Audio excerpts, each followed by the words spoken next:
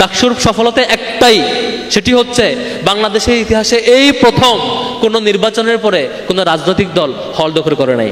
ডাকসুর সফলতা হচ্ছে এই প্রথম যে ডাকসুর ল্যান্ডস্লাইড ভিক্টোরির পরে কেউ কোনো হল দখল করতে যায় নাই। ডাকসুর সফলতা হচ্ছে এই প্রথম যে ডাকসুর এই বিজয়ের পরে হলে গিয়ে আমরা বলি নাই আমাদের পিছনে মিছিল করতে হবে। ডাকসুর সফলতা হচ্ছে এই প্রথম যে একটা দল তার 2/3 ভোট পেয়ে, 2/3 অধিক ভোট পেয়ে সংসদে যাবার পরে যখন তারা ক্ষমতা আরোহণ করে, তখন কোনো ক্যাম্পাস এখন পর্যন্ত দখল করার সাহস করতে পারে নাই।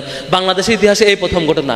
এটাই আমাদের সার্থকতা। আপনারা নিরাপদ ক্যাম্পাসে আসছেন, আমাদের কমিটমেন্ট এটাই যে হল দখল করতে হলে আমাদের রক্তের উপর দিয়ে যেতে হবে, গণরম গ্যাসরুম করতে হলে আমাদের রক্তের উপর দিয়ে যাওয়া লাগবে। আমরা কোনোভাবেই আমাদের কোনো ছোট ভাই বোনকে একটা অনিরাপদ পরিবেশে, গণরম গ্যাসরুমের পরিবেশে যেতে দিব না ইনশাআল্লাহ। আমরা সেটা আটকেছি। কয়েকদিন আগে লেদার ইনস্টিটিউটে, আইলেটে আমাদের বিশ্ববিদ্যালয়ের শিক্ষার্থীদেরকে ম্যানার শেখানোর নামে গেস্ট রুম শুরু করার চেষ্টা করা হয়েছিল, আমরা থামিয়ে দিয়েছি। এই অপচেষ্টা আমরা রুখে দিব ইনশাআল্লাহ। শুধুমাত্র আপনাদের এইটুকু সহযোগিতা চাই, যে কোনো অন্যায়ের বিপরীতে সত্য প্রকাশে আপনারা শিক্ষার্থী হিসাবে সাহসী ভূমিকা রাখবেন, আমরা ভাই হিসাবে সাথে থাকবো। ছাত্র শিবিরের সকল কর্মসূচিতে আপনি দ্বিমত করতে পারেন, ছাত্র শিবিরের সাথে প্রচণ্ড দ্বিমত করার স্বাধীনতা আপনার থাকবে।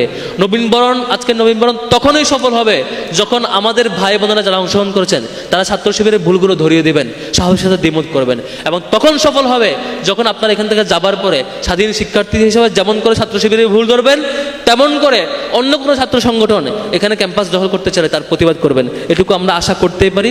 শুরুতে আমি স্মরণ করছি শহীদ আব্দুল মালিক ভাইয়ের কথা, যে আব্দুল মালিক ভাই আপনাদের বিজ্ঞানের স্টুডেন্ট ছিলেন, যিনি তার ডিপার্টমেন্টের টপার ছিলেন, যিনি টিএসসির এই ডায়াসে দাঁড়িয়ে তার বক্তব্য উপস্থাপন করবার জন্য, যিনি ইসলামী শিক্ষা ব্যবস্থার পক্ষে কথা বলবার জন্য এই টিএসসিতে দাঁড়িয়ে যখন তিনি বক্তব্য দিয়েছেন, এখান থেকে বের হওয়ার পরে সোহরাওয়ার্দী উদ্যানের পাশ দিয়ে যাবার পথে হাসানুল হক, ইনু, রাশেদ খান মেনন আর তুফাইলরা তারা সোহরাওয়ার্দী উদ্যানে তাকে ইট দিয়ে থেতলে আঘাত করে করে যাকে শহীদ করেছে, সে আব্দুল মালিক ভাইকে স্মরণ করছি। যে আব্দুল মালিক ভাই তার কথাগুলো বলে যাওয়ার চেষ্টা করেছিলেন, যার আদর্শ এখনও অসংখ্য শিক্ষার্থীর হৃদয়ে ধারণ করে, অসংখ্য শিক্ষার্থী আব্দুল মালিককে ফিল করে। আব্দুল মালিক ভাইয়ের জন্য রব্বুল আলামিনের কাছে শাহাদাত কামনা করছি, শাহাদাতের উচ্চ মর্যাদা কামনা করছি। সম্মানিত ভাইয়েরা, আপনারা যে ক্যাম্পাসে আসছেন, এই ক্যাম্পাসে দেখবেন কিছু সময় পার হবার পরে দুইটা চিত্র দেখবেন খুব ভালোভাবেই। একটা চিত্র হচ্ছে একই সময়ে দেখবেন কোনো শিক্ষার্থী, আপনার ভাই, আপনার বন্ধু, সে লাইব্রেরিতে পড়ছে, অথবা সে দেখবেন মসজিদে গিয়ে নামাজ পড়ছে, মন্দিরে গিয়ে তার ধর্মীয় প্র্যাকটিস, যে পুজো বা আদার্স, সেগুলো জারি রাখছে। আবার সে বাইরের রিসোর্সকে জানবার জন্য, একাডেমিক নির্দিষ্ট সিলেবাসের বাইরে পড়বার জন্য বিভিন্ন সেমিনার, সিম্পোজিয়াম, পাঠচক্র, বিভিন্ন জায়গায় গিয়ে লাইব্রেরিতে গিয়ে সে পড়বার চেষ্টা করছে। অথবা দেখে থাকবেন সে সময়টাতে আপনার কোনো বন্ধু কিংবা বান্ধবী সে আড্ডায় মেতে উঠছে, সে মদের আসর কিংবা গাজার আসরে সময় কাটাচ্ছে, হলের ছাদে বসে কিংবা কোনো একটা কর্নারে গিয়ে বন্ধুদের সাথে বিড়ির টান দিয়ে কিংবা গাজার টান দিয়ে সুখে সময় পার করবার চেষ্টা করছে। অথবা তিনি কোনো ভাইয়ের পিছে পিছে মিছিল করতে করতে সময় পার করার মধ্য দিয়ে তার আনন্দ, তার সর্বোচ্চ সফলতা তিনি মনে করছেন। 5টা বছর পার হওয়ার পরে দেখবেন একসাথে ক্লাস শুরু করেছিলেন আপনার কোনো এক বন্ধু, তিনি এখন দিনে কয়েকবার মদ খাওয়ার মধ্য দিয়ে তিনি তার সফলতা খুঁজে পান।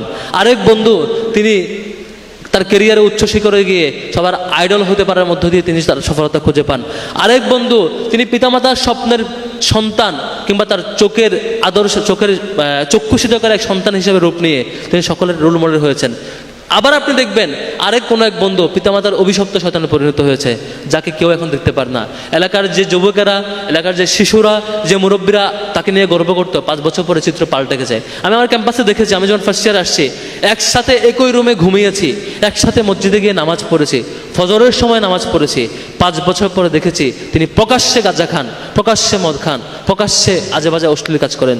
তিনি তার বিবেকে একটু বাধা দেয় না, কারণ তার বিবেকটা তেমন করে গড়ে উঠেছে 5 বছরে। এই ক্যাম্পাসে সব কিছু আয়োজন আছে, কেউ আপনাকে নিষেধ করবে না তুমি এটা কইরো, এটা কইরো না। আপনি খারাপ কাজে জড়াতে পারেন, আপনি ভালো কাজে জড়াতে পারেন। মাঝে 5টা বছর এই ক্যাম্পাস কারোর জন্য অভিশাপের কারণ হয়, এই ক্যাম্পাস কারোর জন্য সফলতার কারণ হয়। আমার মনে হয় যে ভাই এবং বোনেরা এখানে উপস্থিত হয়েছেন, আপনারা আপনার বন্ধু বাছাই সতর্ক হবেন। যে বন্ধুরা আপনাকে বিপথে নিয়ে যায় তাদেরকে কাছে আনবার ক্ষেত্রে, কাছে আসবার ক্ষেত্রে, কাছে টেনে আনবার ক্ষেত্রে সতর্ক থাকবেন, সেটুকু অনুরোধ থাকবে। ক্যাম্পাসে বিশাল এক ডাইভার্স এরিয়া। এই ক্যাম্পাসে 5টা বছর পার হবার মধ্যে দেখবেন আপনার বন্ধু আজকে পাশে যিনি বসে আছেন তিনি বেস্ট বিতার্কিক হয়ে বেড়ে উঠেছেন। আপনার যে বন্ধু তিনি ডিপার্টমেন্টে বেস্ট রেজাল্ট করে বের হয়ে উঠছেন, আপনার যে বন্ধু তিনি ভালো পড়াশোনা এবং অধ্যবসায়ের মধ্য দিয়ে তার সর্বোচ্চ সফলতার উচ্চ উদাহরণ তিনি দেখিয়েছেন প্রত্যেকটা জায়গায়। আপনার তিনি দেখবেন তিনি তার যত লিমিটেশন ছিল সবকটা লিমিটেশন তিনি এখানে ফেস করে তিনি তার কোয়ালিটি দেখাতে পেরেছেন। আমরা দেখব হয়তো সেটি, আবার বিপরীতে দেখব কেউ হারিয়ে যাচ্ছেন। সম্মানিত ভাইয়েরা, আবার দেখে থাকবেন আজকে আপনারা খুব ভালো সময় পার করছেন, একটা সময় আসবে কেউ ষড়যন্ত্র করবে, আপনাদেরকে দাস বানানোর প্রকল্প হাজির করবে। কেমন করে তিলে তিলে প্রথম বর্ষের শিক্ষার্থীদেরকে দাস বানানো যায়, কেমন করে বাধ্য করে মিছিলে নেওয়া যায়, সেই ষড়যন্ত্র কেউ না কেউ করবে, এখনো শুরু করেছে। কেয়ারফুল থাকা দরকার। আমরা একটা সময় দেখেছিলাম এখানে প্রথম বর্ষের শিক্ষার্থীদেরকে বলা হতো তুই ডিবেটে যাবি কেন, তুই ওই প্রোগ্রামে যাবি কেন, হুমকি দেওয়া হতো, গেলে পিটানো হইতো। তাকে বলা হইতো এই ক্যাম্পাস তার নিজস্ব রাজনৈতিক অর্জন, এই ক্যাম্পাসে আপনি গেলে তার ম্যান্ডেট নিয়ে যাওয়া লাগবে। বলা হতো তার মিছিলে না গেলে আপনাকে পিটানো হবে, আপনি কিছু বলতে পারবেন না, আপনি ক্লাস ফাঁকি দিয়ে তার মিছিলে যাওয়া লাগবে, আর নয়তো আপনাকে টর্চার করা হবে। এই ধরনের পরিবেশ এই ক্যাম্পাসে ছিল। সামনেও ফিরে আনার কেউ কেউ হয়তো চেষ্টা করবে। আজকে প্রোগ্রামের ট্যাগলাইন দেখছেন, নিরাপদ ক্যাম্পাসে স্বপ্নের কেরিয়ার, এই টাইপের ট্যাগলাইন কাছাকাছি। যে নিরাপদ ক্যাম্পাস নিরাপদ রাখাটা আমাদের দায়িত্ব।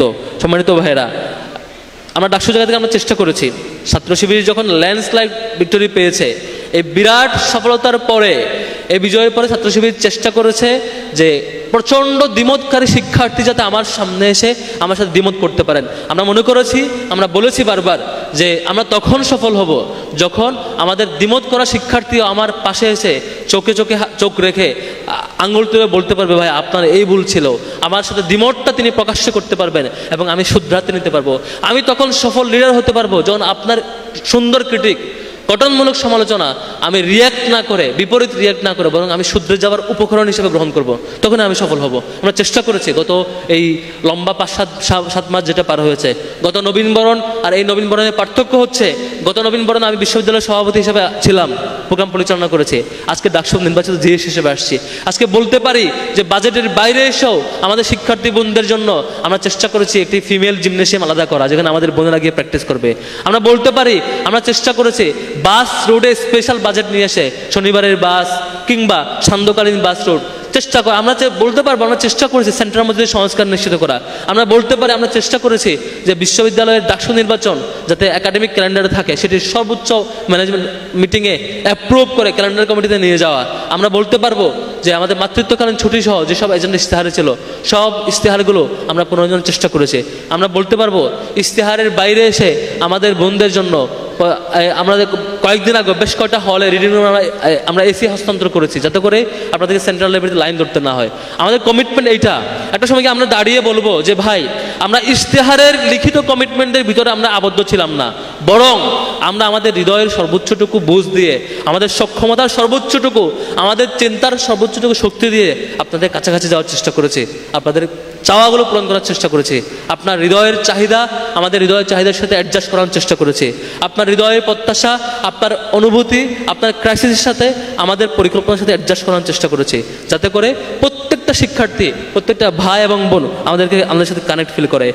আপনারা দেখেছেন গত কয়েকদিন আগে শাহবাগের ঘটনা, ছোট্ট একটা ঘটনাকে কেন্দ্র করে তারা একটা ফেক ফটো ছড়িয়ে নির্দিষ্ট ছাত্র সংগঠন শেষ পর্যন্ত শাহবাগে মব তৈরি করে থানায় আক্রমণ করে, যে আইনের সহযোগিতা চাওয়া ভিকটিম শিক্ষার্থী যার ব্যাপারে মিথ্যা ফটোকার্ড ছড়ানো হয়েছিল ছাত্র শিবিরের দায়িত্বশীল, তার উপর টর্চার করা হয়েছে, তাকে আইনের সহযোগিতা দেওয়া হয় না। বিপরীতে সেখানে যখন আমরা যাই আমাদের ডাকসু প্রতিনিধিকে আক্রমণ করা হয়। তারা একটাই চায়, একটাই পরিকল্পনা, সামনে হয়তো মিলিয়ে নেবেন আপনারা, তারা চায় ছোট ইস্যুকে কেন্দ্র করে সংঘাত তৈরি করবে, সংঘাত তৈরি করে দুই গ্রুপে এখানে মারামারি হবে, মারামারি হওয়ার পর এখানে পুলিশ ঢুকাবে, পুলিশ ঢুকায় বলবে যে দুই গ্রুপের মারামারি হয়েছে সেজন্য পুলিশ আসছে, তারপরে হল দখল করবে, পুলিশের সহযোগিতায় হল দখল করে আগের যে মডেল সেটি হচ্ছে একটা দলকে হল বন্ধক দিয়ে দেওয়া, তারপরে সেই গণরম গেস্টরুম ফিরিয়ে নিয়ে আসা। আপনাদের মধ্যে বিনীত অনুরোধ থাকবে, কখনো যখন এরকম কৃত্রিম সংকট তৈরি করার প্রকল্প চলবে, কখনো যখন সংকট তৈরি করে পুলিশ ঢুকিয়ে বাজে পরিস্থিতি তৈরি করে হল দখল করে কোনো দলকে বন্ধক দিয়ে দেওয়ার চেষ্টা করা হবে, আপনারা অন্তত শিক্ষার্থীর জায়গা থেকে প্রতিবাদ করবেন।